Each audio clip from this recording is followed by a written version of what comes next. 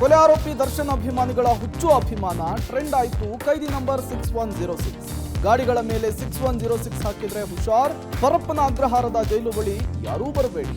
ಅಭಿಮಾನಿಗಳಿಗೆ ಸಾರಥಿ ಮನವಿ. ರೇಣುಕಾಸ್ವಾಮಿಯ ಚಾಟ್ ರಹಸ್ಯ ಬಹಿರಂಗ. ಡಿ ಗ್ಯಾಂಗ್ನ ಕ್ರೌರ್ಯ ಬಗದಷ್ಟು ಬಯಲು. ಪಟ್ಟಣಗೆರೆ ಶೆಡ್ನಲ್ಲಿ ರೇಣುಕಾಸ್ವಾಮಿ ಮೇಲೆ ಮೃಗೀಯ ವರ್ತನೆ.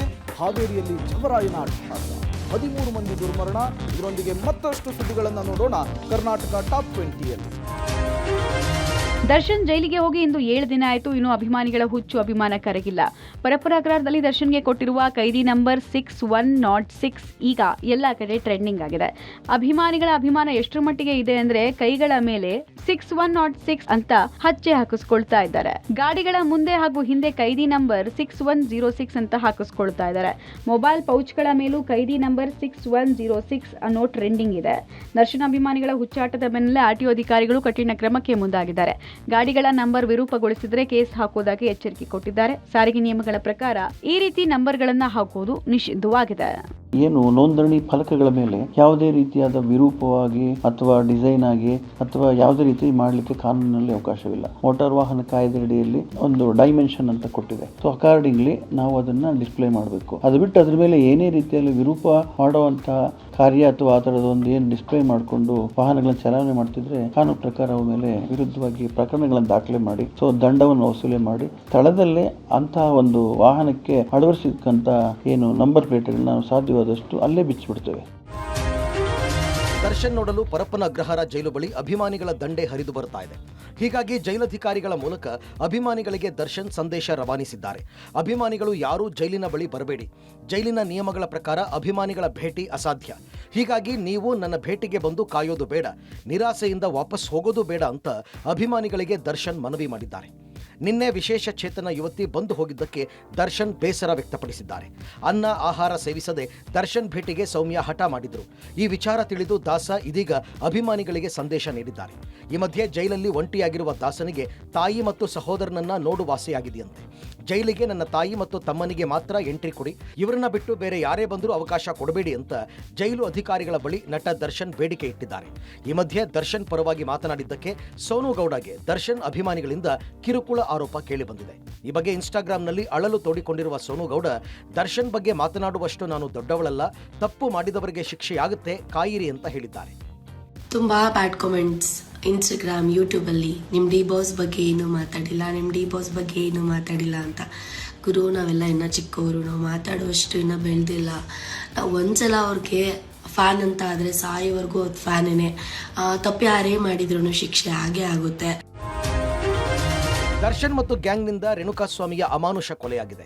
ಪೊಲೀಸ್ ತನಿಖೆಯಲ್ಲಿ ಸ್ಫೋಟಕ ಸತ್ಯ ಬಯಲಾಗಿದ್ದು, ಪವಿತ್ರ ಗೌಡಗೆ ಮೆಸೇಜ್ ಮಾಡ್ತಾ ಇದ್ದ ಸ್ವಾಮಿಯ ಚಾಟ್ ರಹಸ್ಯ ಬೆಳಕಿಗೆ ಬಂದಿದೆ.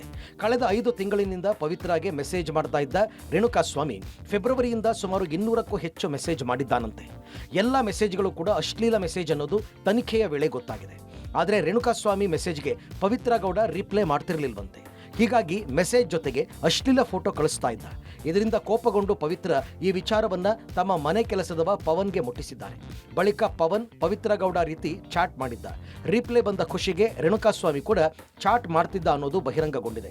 ಅಶ್ಲೀಲ ಫೋಟೋ ಸಿಕ್ಕ ಮೇಲೆ ಡಿ ಗ್ಯಾಂಗ್ ತಮ್ಮ ಆಟವನ್ನ ಶುರು ಮಾಡಿ ಕೊಲೆಯಲ್ಲಿ ಅಂತ್ಯ ಕಾಣಿಸಿದ್ದಾರೆ. ಡಿ ಗ್ಯಾಂಗ್ನ ಕರಾಳ ಮುಖ ಬಗೆದಷ್ಟು ಬಯಲಾಗ್ತಾ ಇದೆ. ಪಟ್ಟಣಗೆರೆ ಶೆಡ್ನಲ್ಲಿ ರೇಣುಕಾಸ್ವಾಮಿಯನ್ನ ಕೂಡಿ ಹಾಕಿ 50 ನಿಮಿಷ ದರ್ಶನ್ ಮೃಗೀಯವಾಗಿ ವರ್ತಿಸಿದ್ದಾರಂತೆ.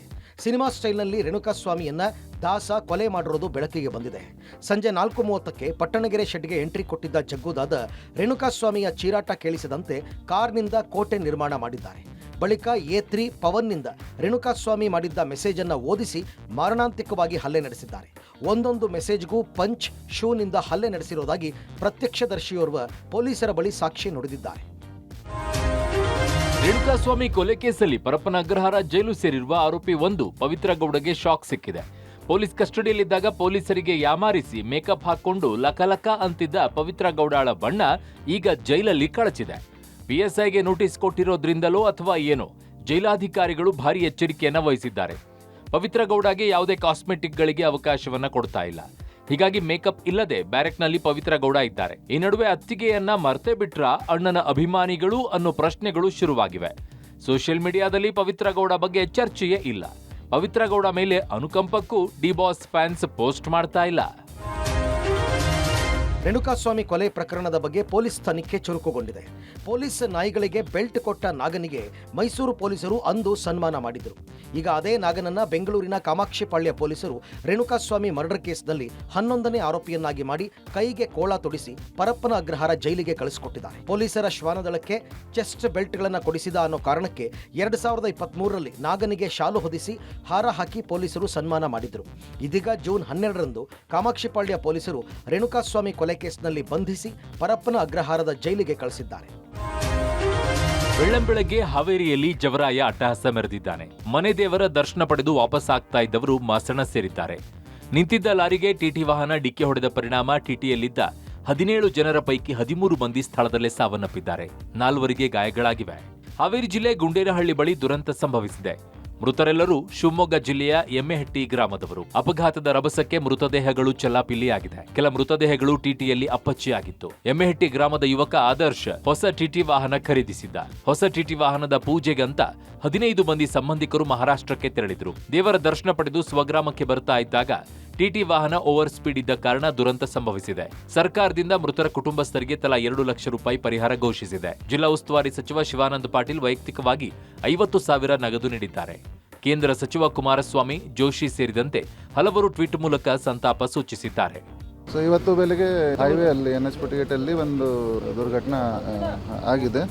ಒಂದು ಫ್ಯಾಮಿಲಿಯವರು ಚಿಂಚೋಲಿ ಮಯಮ್ಮ ದೇವಸ್ಥಾನದಿಂದ ಅವನ ಊರು ಹೋದಾಗ ಇದು ಒಂದು ಲಾರಿ ಇದು ಸೈಡಲ್ಲಿ ನಿಲ್ಲಿಸಿದ್ರು ಅನ್ನೋ ಕಾರಣವಶ ಲಾರಿಗೆ ಇದು ಹಿಂದೆಯಿಂದ ಇದು ಹೊರಟಿದ್ರು. ಇಲ್ಲಿ ಮಜ್ಗನಹಳ್ಳಿ ಸಂಬಂಧಪಟ್ಟಿದ ನಮ್ಮನೆ ಅಕ್ಕನ ಮಗ ಸ್ವಾಮಿ ಬೇರೆ ಅಲ್ಲ, ಮೊಮ್ಮಗ ಪಾಪ ನಿನ್ನೂ ಮದುವೆ ಆಗಿಲ್ಲ ಸ್ವಾಮಿ. ಅದು ಆಸಿಂದ ದುಡಿತಾ ಇತ್ತು ಸ್ವಾಮಿ ಮಗು. ಅದು ಹಾವೇರಿಯಲ್ಲಿ ಸಂಭವಿಸಿದ ಭೀಕರ ಅಪಘಾತದಲ್ಲಿ ಶಿವಮೊಗ್ಗ ಮೂಲದ 13 ಮಂದಿ ಮೃತಪಟ್ಟಿದ್ದಾರೆ.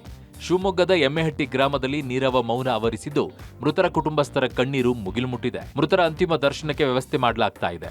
ಇನ್ನು ಅಪಘಾತದಲ್ಲಿ ಮೃತಪಟ್ಟ ಮಾನಸ IAS ಕನಸು ಕಂಡಿದ್ರು. ಅಂಧತ್ವಕ್ಕೆ ಶೆಡ್ ಹೊಡೆದು MSc ಸ್ನಾತಕೋತ್ತರ ಪದವಿ ಪಡೆದಿದ್ದ ಮಾನಸ ಬೆಂಗಳೂರಿನಲ್ಲಿ IAS ಕೋಚಿಂಗ್ ಪಡಿತಾ ಇದ್ರು. ಅಲ್ಲದೆ ಫುಟ್ಬಾಲ್ ತಂಡದ ಕ್ಯಾಪ್ಟನ್ ಕೂಡ ಆಗಿದ್ರು. ಬೆಂಗಳೂರಿನಲ್ಲಿ ಓದುತ್ತಿದ್ದ ಮಾನಸ ದೇವಸ್ಥಾನಕ್ಕೆ ತೆರಳಲು ಭಾನುವಾರ ಗ್ರಾಮಕ್ಕೆ ಆಗಮಿಸಿದ್ಲು. ದೇವಸ್ಥಾನಕ್ಕೆ ಹೋಗಿ ವಾಪಸ್ ಆಗುವಾಗ ಸಂಭವಿಸಿದ ದುರಂತದಲ್ಲಿ ಮಾನಸ ಕೊನೆಯುಸಿರೆಳೆದಿದ್ದಾರೆ. ಪ್ರಕರಣ ಸಂಬಂಧ ಲಾರಿ ಚಾಲಕ ಕ್ಲೀನರ್ನನ್ನ ಬ್ಯಾಡಗಿ ಪೊಲೀಸರು ವಶಕ್ಕೆ ಪಡೆದು ವಿಚಾರಣೆ ನಡೆಸ್ತಾ ಇದ್ದಾರೆ.